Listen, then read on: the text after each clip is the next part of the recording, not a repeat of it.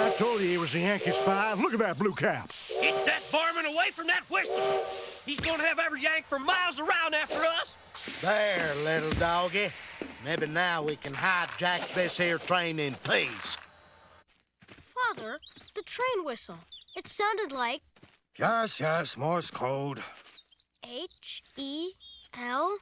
Oh, that Marty, making all that racket just to tell us hello. Howdy. No, it was definitely hello.